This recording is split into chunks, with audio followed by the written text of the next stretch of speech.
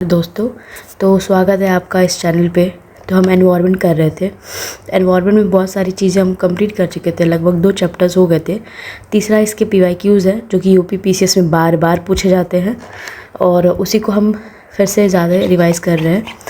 तो चलिए बिना किसी देरी के स्टार्ट करते हैं। बायोडाइवर्सिटी है, पूछ रहा है which of the following factor is the most important factor for the loss of biodiversity. Biodiversity क्या होती है कि एक हैबिटाट है, नेचुरल हैबिटाट, मतलब एक जगह है जहाँ पे सारे जीव जंतु, प्लांट्स, एनिमल सब रहते हैं, ग्रासलैंड सब है। तो एक तरह की हैबिटाट है, रहने की जगह होती है। तो उसने बोला है कि इम्पॉर्टेंट फैक्टर क्या है जिससे हम बायोडाइवर्सिटी को खो देते हैं। पेस्ट कंट्रोल, ये तो एक अच्छी बात है। डिस्ट्रक्शन ऑफ नेचुरल हैबिटाट, यही होता है, ठीक है। कंट्रोल ऑफ प्रेडेटर्स, ये भी हो सकता है, जेनेटिक एसिमिलेशन कर दे तभी भी हो सकता है, लेकिन ये जो है सबसे ज़्यादा इम्पॉर्टेंट फैक्टर है, बी वाला, ठीक है। तो बायोडाइवर्सिटी का लॉस होगा तो वो हो जाएगा, ठीक है। क्लाइमेट चेंज की भी अलग बात है, बहुत सारी चीज़ें हैं, लेकिन उसने बोला इम्पॉर्टेंट फैक्टर्स कौन सा है, तो इम्पॉर्टेंट फैक्टर तो एक ही दिख रहा है। अब आते हैं नेक्स्ट क्वेश्चन पे। बायोडाइवर्सिटी का मतलब क्या होता है? तो इसका मतलब भी यही होता है कि प्लांट्स और एनिमल्स जो डिफरेंट काइंड्स के हैं वो किसी एरिया में, मैंने ऊपर डेफिनेशन नहीं बताया कि एक जगह पे एक नेचुरल हैबिटाट जहाँ पे वो रह रहे हैं, वो प्लांट्स और एनिमल्स, ऐसा करके, ठीक है। तो इसीलिए इसका जो आंसर हो जाएगा सी हो जाएगा, क्योंकि उसने बोला एक एरिया में। और बोलते कि बायोडाइवर्सिटी कहाँ की, तो कौन सी वेजिटेशन की या कहाँ, किस जगह की, तब जाके हमारे दिमाग में आता है अच्छा इक्वेटर वाला एरिया, अच्छा ये वाला एरिया, ऐसा करके आता है ना हमें, तो वो हो गया, ठीक है। बायोडाइवर्सिटी इज डिस्क्राइब एज, किसे कहते हैं, the range of different species in the environment. Range जो होती है ना डिफरेंट स्पीसीज की एनवायरनमेंट में, वो होती है, ठीक है। नेक्स्ट देखते हैं, who among the following had use the term biodiversity for the first time. पहली बारी में किसने यूज़ किया था, तो वो यूज़ किए थे वॉल्टर जी रोजन। अब याद करने का तरीका बता देती हूँ मैं। जैसे बायोडाइवर्सिटी है तो पेड़ पौधे ये सब चीज़ें मिलेंगे ही, तो उसमें से हमने रोज़ निकाल लिया, रोज़, तो Walter ji Rojan, what a रोज़ करके। The most significant aspect of the biodiversity, बोला ना कि मेंटेनेंस ऑफ द इकोसिस्टम, जो इकोसिस्टम को हम मेंटेन करेंगे तभी वो सिग्निफिकेंट फैक्टर होता है। Which of the following is not responsible for the increase in the biodiversity of an ecosystem. कौन सा रिस्पॉन्सिबल नहीं है, तो productivity of ecosystem, intermediate disturbance, age of the ecosystem, less number of trophic levels. देखो, अगर ecosystem की productivity कम हो गई, ज़्यादा हो गई, तो रिस्पॉन्सिबल तो होगी ना इकोसिस्टम में। मान लो पेड़ पौधे जो है नीचे वाले वो बनाना ही बंद कर दिए खाना, तो ऊपर के जो सेकेंडरी कंज्यूमर्स हैं वो इफेक्ट होंगे। इंटरमीडिएट डिस्टर्बेंस आ गया, मान लो ऐसा कुछ हो गया कि सारी नदियाँ, सारी ग्लेशियर्स पिघल गए, या कुछ ऐसा हुआ कि पानी ख़त्म हो गया, तो या कोई ऐसा पौधा ख़त्म हो गया जिस पे हम बहुत ज़्यादा आश्रित थे, एनिमल ख़त्म हो गया जो कि सब में बैलेंस बनाता है।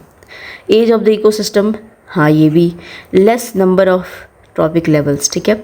अगर मान लो ये ग्रास को ग्रासहॉपर खा रहा था, ऐसे करके 3-4 लेवल ही रह गए तभी भी चलेगा, लेकिन बीच वाला गायब हो गया ना, या पूरा डिस्टर्ब हो गया, तब दिक्कत होती है। Which of the following is not example of in situ. In situ का मतलब होता है ना जो जहाँ पे है उसको वहीं पे कंजर्व करना। जैसे नेशनल पार्क है ना, नेशनल पार्क में क्या रहते हैं, फॉरेस्ट में एनिमल्स रहते हैं, वहीं पे अगर उनको उठा के कोई गार्डन, बोटेनिकल गार्डन या सीड बैंक वाले एरिया में रह रहे हैं ना, तब जाके वो बोलते हैं कि एक्स सीटू है, बाहर निकाल के किया जा रहा है उनका कंजर्वेशन, तो इन सीटू होगा, तो बोटानिकल गार्डन हो जाएगा। विच of the following gas is commonly use for the cryo bank for XC2। तो क्रायो बैंक के लिए नाइट्रोजन होता है, क्योंकि ये नॉन रिएक्टिव गैस है। जो हमारा चिप्स होता है ना, उसमें भी हम यही मतलब यूज़ किया जाता है। Which one of the following is an important strategy for the conservation of biodiversity. Important strategy conservation of the biodiversities, ठीक है। तो सबसे इम्पॉर्टेंट तो ये देखो, इसमें बायोस्फीयर रिजर्व्स है, बोटेनिकल गार्डन है, तो इस पर बायोस्फीयर रिजर्व्स हो जाएंगे। क्यों? क्योंकि ये ऐसे एरिया होते हैं ना कि 2 वाइल्ड लाइफ सेंचुरी इतने बड़े होते हैं और इसमें मैन और एनिमल्स ये सब इंटरेक्शन कर सकते हैं, वो भी एक डिसेंट वे में, उस तरह नहीं, ठीक है। एक तरह का होलसम एरिया होता है। तो हमें पता है ना 12 हमारे पास MAB है ना, man associated with biosphere reserves. नीचे वाले गल्फ ऑफ मन्नार, अन्नामलाई, अगस्त मलया, ये लोग हो गए, ठीक है। और गल्फ ऑफ मन्नार के साथ वो भी है एक, साउथ में ही है ना, ठीक है, वो भी याद नहीं आ रहा, पर 4 नीचे हो गए, बीच में अचानक अमरकंटक, ये सारे रीजन्स हो गए। ऊपर नंदा देवी हो गया, इधर उड़ीसा का सिमलीपाल हो गया, नौकरेक हो गया, ठीक है, ये सब चीज़ें हो गई। अब आते हैं नेक्स्ट क्वेश्चन पे। Biosphere reserves are areas for conservation of genetic variation. The maximum biodiversity is found in, तो ये ट्रॉपिकल रेन फॉरेस्ट में ही होता है सबसे ज़्यादा बायोडाइवर्सिटी उनके, क्योंकि कैनोपी बहुत ज़्यादा होती है, इक्वेटर के पास होते हैं, बारिश बहुत होती है, बारिश होने की वजह से भी ना जो प्लांट्स और एनिमल्स उनकी बढ़ोतरी बहुत ज़्यादा होती है। Which of the following is the largest biodiversity, तो ट्रॉपिकल ही है। Which of the following is not true, कौन सा ट्रू नहीं है, तो स्पेसिफिक स्पेसीज की डाइवर्सिटी होती है इंक्रीज़ करती इक्वेटर से पोल्स पे, गलत है, यही गलत है, क्योंकि हमें पता है यहाँ पे इक्वेटर है, यहाँ पे खूब बारिश होती है, धीरे धीरे करते करते ठंडे प्रदेशों में ऊपर इतनी ठंड होती है कि इतने प्लांट्स और एनिमल्स नहीं मिलते हैं, तो कहाँ से कोई डाइवर्सिटी बढ़ती जाएगी। अब आते हैं नेक्स्ट क्वेश्चन में। Which one the following ecosystem has a maximum plant biomass, तो ये ट्रॉपिकल रेन फॉरेस्ट ऊपर पढ़ के आए हैं। In which environment the annual production of biomass is minimal, तो ये डीप ओशियन में होता है, किस में होता है, बायोमास का जो मिनिमल प्रोडक्शन डीप ओशन में। बायोडाइवर्सिटी का जो दिन होता है ना वो 22 मई को होता है, याद रखिएगा 22 मई। 22 अप्रैल को अर्थ डे होता है, 22 मई ये हो गया। 22 मार्च के क्या होता है ये बताइएगा, ठीक है। 5 जून को पता ही है। यूनाइटेड नेशन हैज़ डिक्लेयर 11 से 20 तक था, कौन सा जो दिन था वो बायोडाइवर्सिटी का यूएन डिकेड डिक्लेयर किया दिया था। The biodiversity act was passed, ये तो हमें पता है कि 2002 वाला ही है। National biodiversity authority has head quarter, तो बायोडाइवर्सिटी का हेड क्वार्टर कहाँ पे है, चेन्नई में, तो हम नीचे चेन्नई, तो कोई भी बायो लेता है तो चाय पीता है, क्योंकि वो काम डाउन रहता है, ऐसे काम रहता है ना, जो साइंस वाले मैथ्स वाले थोड़े से परेशान रहते हैं। National biodiversity authority of India establish, तो 2002 में ही हुआ था, लेकिन चेन्नई 2003 में लिख लो अथॉरिटी, क्योंकि 1 साल बाद चेन्नई में हुआ था, हेडक्वार्टर चेन्नई में है ना, तो ऐसे करके। Biodiversity has a maximum danger from, तो डेंजर तो सिर्फ यही है कि उनके हैबिटाट्स जो हैं अगर कोई उनको ख़राब कर दिया, वेजिटेशन हो गया, तो यही होते हैं। और अमेजन जो हमारा देखो ना इसमें दिया हुआ है, अमेजन जो रेन फॉरेस्ट होते हैं ह्यूज होते हैं, वो लंग्स ऑफ द प्लानट कहलाते हैं। स्पीसीज एक्सटिंक्ट, और जो नील होती है पर्च इंट्रोड्यूस लेक विक्टोरिया में ईस्ट अफ्रीका में होती है, ठीक है, तो इससे ये भी याद हो जाएगा। तो वहाँ पे भी बहुत सारी यूनिक होती है species. The main reason for the decrease in the biodiversity, उनका मेन रीज़न वही होगा कि अगर आप हैबिटाट को, उनके रहने की जगह को ख़राब कर दो। The reason for the destruction of biodiversity, biodiversity के रीज़न क्या होता है डिस्ट्रक्शन के लिए, तो सिर्फ और सिर्फ एक ही रीज़न था वहाँ पे, और सब चीज़ें यहाँ पे तो और ज़्यादा दिया हुआ है। एनवायरमेंट, पोल्यूशन, सारे ऑल ऑफ द आंसर दिया, तो इसीलिए सारे हो जाएंगे। विच one of the following is the most important factor responsible for the decline of the biodiversity, तो डिस्ट्रक्शन ऑफ द हैबिटेट। ऊपर से यही हमने देखा होगा कि हैबिटाट का डिस्ट्रक्शन होना बहुत वाहियात चीज़ है। The destruction of biodiversity is due to all of the above, क्योंकि नेचुरल हैबिटाट एनवायरनमेंट ऊपर करके आए हैं ना। Which of the following is considered the hotspot of this, western Ghats, हमारे वेस्टर्न घाट्स है ना हॉटस्पॉट होते हैं। फिर ये गल्फ ऑफ ये सुंडा लैंड भी हो गया, इधर म्यांमार वाला एरिया हो गया, ठीक है, ये सारे हॉटस्पॉट है हमारे इंडिया के। और which of the following is a hotspot in India, देखो यहाँ पे दिया Himalayas, Western Ghats, Indo Burma region. तो which of the following is a hotspot in India, तो इंडो म्यांमार का जो लैंडस्केप है ना वो है। The most biodiversity rich area in this, तो सबसे ज़्यादा होता है वेस्टर्न घाट्स, ठीक है। उसमें क्राइटेरिया होती है हॉटस्पॉट के, an area must two criterias, 1500 species हो वैस्कुलर प्लांट्स के, और कहीं भी अर्थ पे, और एंडेमिक हो वो, और इसने 70% कम से कम जो प्राइमरी था ना वो लूज़ कर दिया हो, तो ये हो जाएगा, ठीक है। Which of the following is not a biodiversity hotspot, तो विंध्यास नहीं है। Next, which of the following has been identified biodiversity hotspot in India, एक ही चीज़ तो 10 बार घुमा के पूछता है। Which of the following biodiversity rich place, तो वेस्टर्न घाट्स हॉटस्पॉट उसी को कह रहे हैं।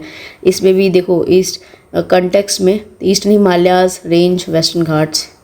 Hotspot regarded as Andaman and Nicobar, Sundaland में आता है। An ecosystem wetlands are useful for which of the following? For releasing heavy metals through absorption by plants, ये तो है ही। फॉर न्यूट्रिएंट रिकवरी के लिए भी चाहिए। इन रिड्यूसिंग सिल्टेशन, तो सारे ही हो जाएंगे, ठीक है।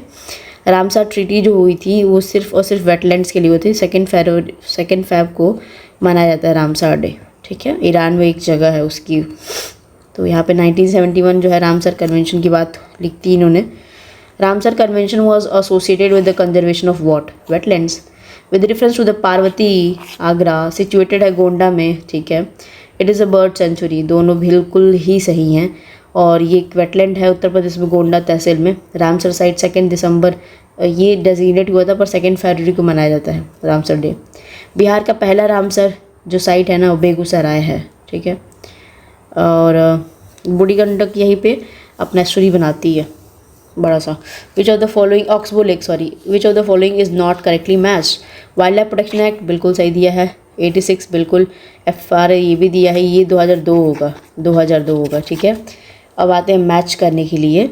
तो चलिए बिना देखो नेक्स्ट क्वेश्चन पे देख लेते हैं। मैच द फॉलोइंग हो गया, 2002 है। ये सब इंपॉर्टेंट ईयर्स वाली चीज़ें हैं यार।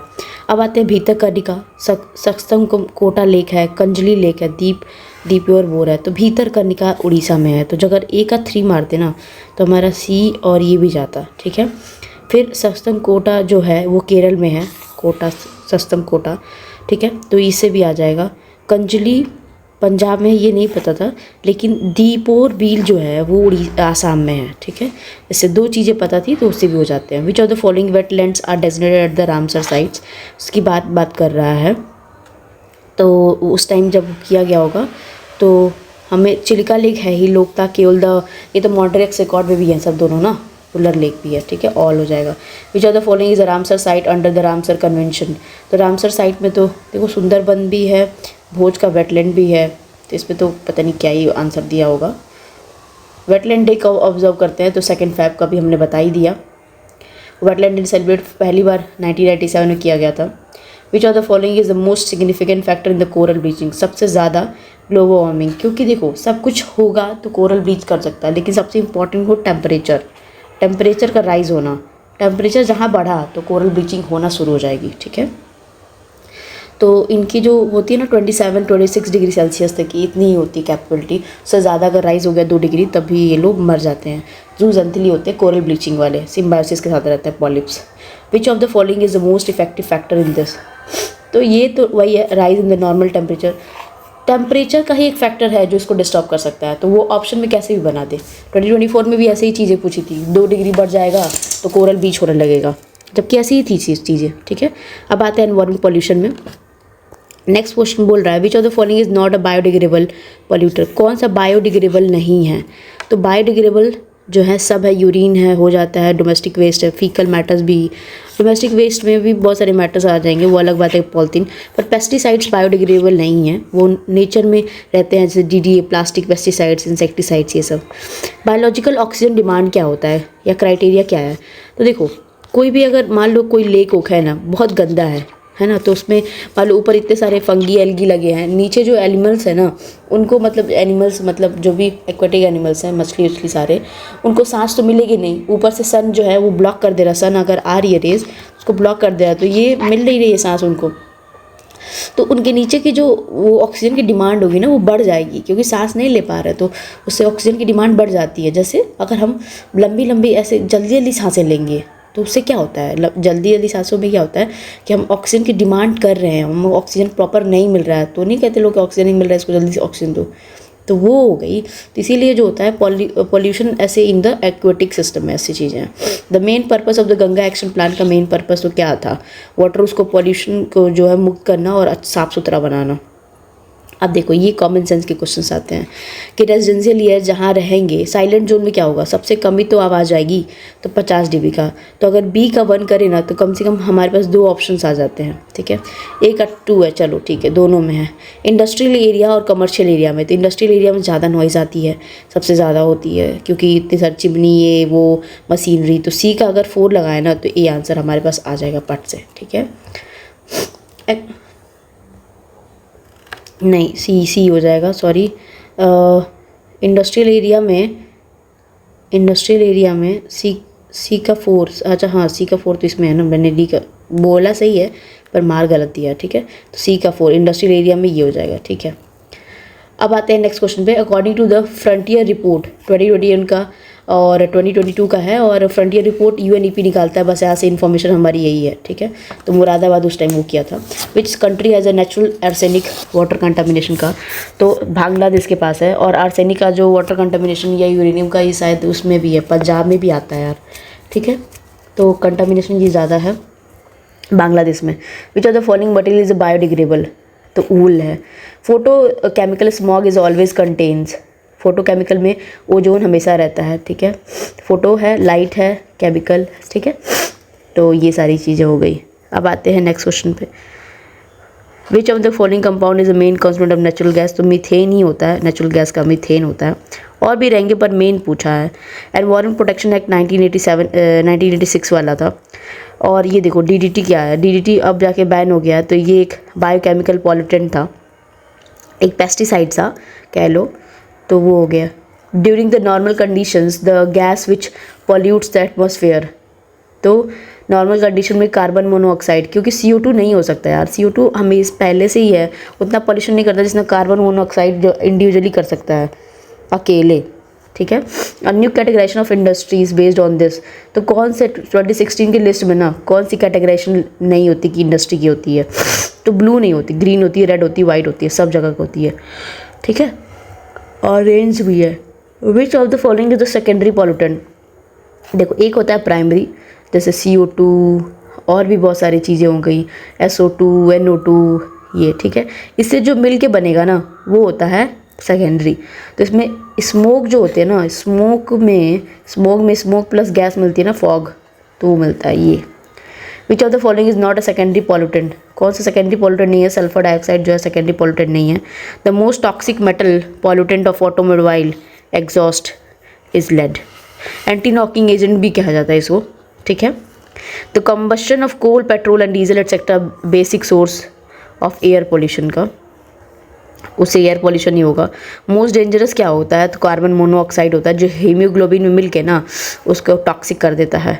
विच of the following air pollutant get dissolved in hemoglobin of the blood more rapidly than the oxygen, carbon monoxide. Which one of the following air pollutants can affect the blood streaming leading to death, तो ऊपर बोला ना carbon monoxide जो होती है haemoglobin में mix होकर blood stream में जाती है। The main pollutant is the smoke coming from, तो जो मेन पॉल्यूटेंट है ना तो ये आती है निकोटीन नहीं, स्मोक मतलब सिगरेट से, ऐसा नहीं कि सोचना निकोटीन से, कार्बन मोनोऑक्साइड और बेंजीन से आती है, याद रखिएगा, ठीक है। अब आते हैं फिर से असर्सन रीजन में दिया है।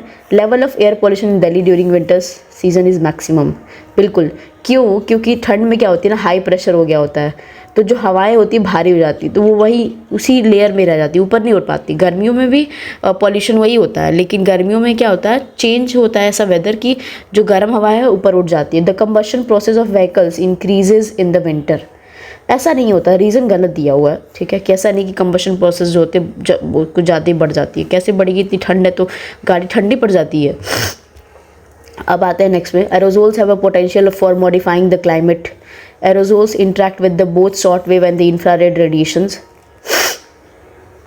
तो A और R जो है करेक्ट हो जाएगा, करेक्ट एक्सप्लेनेशन है, ठीक है, A और R। क्यों, क्योंकि एरोजोल्स पोटेंशियल तो मॉडिफाई करेंगे क्लाइमेट को ही, एरोजोल्स इंटरेक्ट करते हैं दोनों इंफ्रारेड और शॉर्ट वेव के साथ, ठीक है। हमें पता है ना कि हम लोग को पता हो ना कि शॉर्ट वेवलेंथ के साथ आती है रेज सन से, लेकिन लॉन्ग वेव के साथ जाती है वो जो कि गर्म करती है। टेरेस्ट्रियल रेडिएशन जो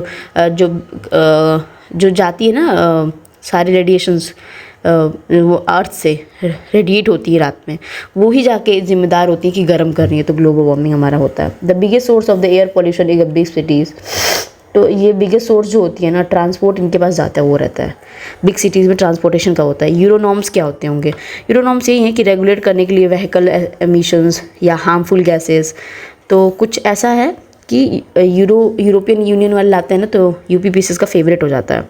विच ऑफ द फॉलोइंग, UPSC का भी, विच ऑफ द फॉलोइंग फ्यूल्स जो होते प्रोड्यूस लीस्ट इन्वायरमेंट पोल्यूशन, तो हाइड्रोजन यार, हाइड्रोजन को ही क्लीन गैस बोलते हैं। ठीक है। और हाइड्रोजन बस महंगा है इसलिए हम लोग काम नहीं कर पाते हैं इस पर। फ्लाई एश पोल्यूशन जो है ना वो थर्मल पावर प्लांट से ही निकलती हैं, ठीक है। अब आते हैं नेक्स्ट पे। Fly ash is a pollutive combustion product of burning is a coal. Human made pollutant are made, human made pollutant होते हैं एंथ्रोपोजेनिक, जो काम हम कर रहे हैं। Pollutant atmosphere is clean by which of the following, तो आप समझिएगा क्लीन कौन कर रहा है। रेन, बारिश होती है तो नहीं होता कि सारी जो धूल लक्कड़ मिट्टी जुटती है बट बैठ जाती है, आसमान एकदम साफ हो जाता है, ठीक है। Which of the following is a biodegradable pollutant, तो सीवेज वो कर सकते हैं, प्लास्टिक नहीं कर सकते। एबेस्टॉस जो कि राजस्थान में सबसे ज़्यादा मिलता है वो तो एक मटेरियल नहीं हो सकता। पॉलीथीन नहीं कर सकते। विच of the following material is a biodegradable, तो बायोडिग्रेडेबल वुल है। बायोडिग्रेडेबल पॉल्यूटेंट इज़ सीवेज, तो उसी क्वेश्चन को 10 बार पूछना है। Which of the following degradable है, डिग्रेड कर सकते हैं, तो डोमेस्टिक मरकरी बिल्कुल नहीं, मरकरी से ही तो हमें पता नहीं डिसीज़ होती है, कौन सी बताइएगा, ठीक है। इटाई भी डिसीज़ किससे होती है मैं बता देती हूँ कैडमियम से, पर मरकरी का बताइएगा, ठीक है। Which one of the following polymer is not biodegradable, PVCs, वो जो पॉलीविनाइल क्लोराइड वो होती है ना, पाइप्स आती हैं पीवीसीज की, तो कहाँ बायोडिग्रेडेबल होती हैं। Biodegradable rubber. एयर पॉल्यूटेंट दी एबेस्टॉस का जो डस्ट है वो कहाँ करता है, कार्बन मोनोऑक्साइड, देखो ये ब्लड स्ट्रीम में जाता है सीधे, ठीक है। लेड ब्रेन में, क्योंकि जब मैगी बैन हो गया था ना तो बोला जा रहा था लेड है उसमें, लेड है तो ब्रेन में अफेक्ट करती है, ठीक है। तो डस्ट है तो लंग को करेगा, तो अगर मान लो डस्ट में लंग है तो ए का 3 करा जाए, ए का 3 तो ये ऐसे कट हो जाएगा, लेकिन कार्बन मोनोऑक्साइड 4 हो जाए, डी का 4 हो जाए तो बी आंसर हो जाएगा सीधे, ठीक है। Next carbon monoxide damage oxide of the soil particles, तो कार्बन मोनोऑक्साइड क्या करेगा, ब्रीदिंग और ये सब चीज़ों में करता है, ठीक है। किडनी को डैमेज कर रहा है। नाइट्रोजन का ऑक्साइड जो है कैंसर कर रहा है, सॉइल पार्टिकल्स ब्रीदिंग को करेंगे। लेड जो है सेंट्रल नर्वस सिस्टम को करेगा। Most suitable tree to stop the dust pollution, तो ये होती है अशोका की ट्री होती है। नीम जो होती है ना एंटी बैक्टीरियल टाइप की होती है, पर डस्ट पॉल्यूशन को तो अशोका की ट्री बहुत फेमस है। Indiscriminate use of fertiliser have to this all, सब होते हैं भाई। Photochemical smog is always contain ozone, ozone से बना है ना, ओजोन ही रहेगा वो उसके पास सबसे ज़्यादा। अब आते हैं नेक्स्ट पे फोटो केमिकल स्मॉग के बारे में। It results from the action of the sunlight on unsaturated hydrocarbons and nitrogen की वजह से, तो इसकी वजह से तो होता ही होता है photochemical. It occurs warm dry and sunny climate, हाँ। और डीडीटी के बारे में देखो, फिर से वही बोला है, तो यही है कि नॉन बायोडिग्रेडेबल पॉल्यूटेंट है ना ये। Highest pollution is caused by industrial, कौन सी इंडस्ट्रियल की होती है, तो जो लेदर इंडस्ट्री या टेक्सटाइल इंडस्ट्री इनमें ही होगी, ठीक है। तो लेदर इंडस्ट्री सबसे ज़्यादा पॉल्यूशन करती है। The gas which leaked from the union carbide factory, Bhopal से कौन सी गैस लीक हो गई थी, मिथाइल आइसोसाइनेट हो गई थी, याद करिएगा बहुत पूछा जाता है। Which of the following energy sources produces no atmospheric pollution, तो सोलर एनर्जी नहीं, कोई पॉल्यूशन, हाइड्रोजन सोलर ये सब, ठीक है। Which one of the following is a pollution indicator plant, lichens होती है, ये नाइट्रोजन को देख के करते हैं, और पॉल्यूशन बढ़ जाएगा तो ये शायद वो हो जाते हैं, मर जाते हैं, उनका कलर चेंज हो जाता है शायद। Lichens are the best indicator of the air pollution. Which one of the following is air pollutant and is release by the fossil fuel, तो सल्फर डाइऑक्साइड जो है। एसिड रेन कॉज है तो socks और नॉक्स से होता है, तो सॉक्स मतलब नॉक्स और सॉक्स ऐसे किया है कि नाइट्रोजन के ऑक्साइड और सल्फर के oxides. Acid rain occurs due to the reaction between clouds and sulphur dioxide pollutants. Which one of the following gases is responsible for the acid rain, कौन सी है, तो SO2 है, SO2 है, NO2 है, socks और Knox की। विच of the following country suffers from this rain, तो 1 and 3 हो जाएगा। नॉर्वे भी है, कनाडा भी है, दोनों। The international acid rain information centre has been established, Oslo में किया गया है। The non biotic pollutant underground water में आर्सेनिक है, ठीक है, arsenic. The problem of water pollution with arsenic is maximum, कहाँ पे ज़्यादा होता है, तो वेस्ट बंगाल में वाटर पॉल्यूशन, और बांग्लादेश की वजह से, उसी वजह से तो बांग्लादेश के एरिया में भी आर्सेनिक की है ना प्रॉब्लम, जो कि करंट अफेयर्स में पूछा था ना एक बारी, ठीक है। Which of the following is not a water pollutant, कौन सा नहीं है, सल्फर डाइऑक्साइड वाटर पॉल्यूटेंट नहीं है। बायोलॉजिकल डेजर्ट जो है ना वो दामोदर रिवर, जो कि सौरो ऑफ बंगाल भी कही जाती है, ठीक है। दामोदर रिवर जो निकलती है ना, स्प्रेड करती है झारखंड में, और ये सारी चीज़ें, उसमें बहुत सारी इंपॉर्टेंट फैक्टर्स हैं कि भाई वो सॉर्ब ऑफ बंगाल है, कहाँ से निकल रही है, कहाँ जा रही है, ये सब भी देख लीजिएगा ड्रेनेज सिस्टम में। The water pollution is the river is determined by measuring the dissolve amount of water, oxygen की वजह से, उसी को तो बायोलॉजिकल ऑक्सीजन डिमांड कहते हैं। तो BOD इंडिकेट क्या करता है, बीइंग कंटामिनेटेड बाय सीवेज, अगर पानी गंदा हो गया है तो BOD जो है बहुत हाई होगी। एक्वेटिक एनिमल्स को सांस लेने में बहुत प्रॉब्लम होगी, उतना ही उनको ऑक्सीजन चाहिए होगा, तो इसीलिए बोलते हैं BOD हाई ना हो किसी का। If water pollution continues at its present rate it will eventually lead to except the make nitrate unavailable to the aquatic life, ठीक है। Sound above what level in decibels in considered hazardous noise pollution, तो 80 decibel का। विच are the following, क्योंकि 20 से 80 तक जाता है ना, which are the following units is use to measure the noise pollution, decibel. Green muffler की बात हो रही ना, तो नॉइज़ की बात हो रही है। Green muffler noise pollution.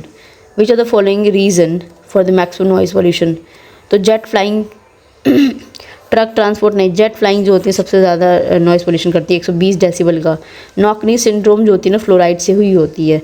Which one of the following gases is released from mostly from the landfills in the urban areas, methane जो होती है ना, ये होती है और राइस से भी मीथेन निकलता है। The crew and the passengers of flying aircraft suffer generally from chronic obstructive pulmonary disease due to the effect of, तो ये होती है ओजोन वाली, ठीक है। Which of the following is not related to the air pollution, कौन सा नहीं होता। यूट्रोफिकेशन क्या होती है, मिनरल्स का एनरिचमेंट, जो ज़्यादा मिनरल्स हो गए तब की बात होती है।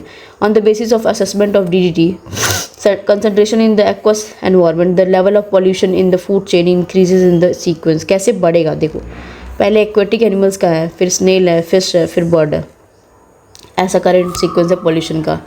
असर्सन आते हैं, soil pollution is much dangerous in comparison to industrial pollution, fertilizers and insecticides enter the food chain, तो दोनों ही बिल्कुल सही है, एक दूसरे की व्याख्या भी तो कर रहे हैं।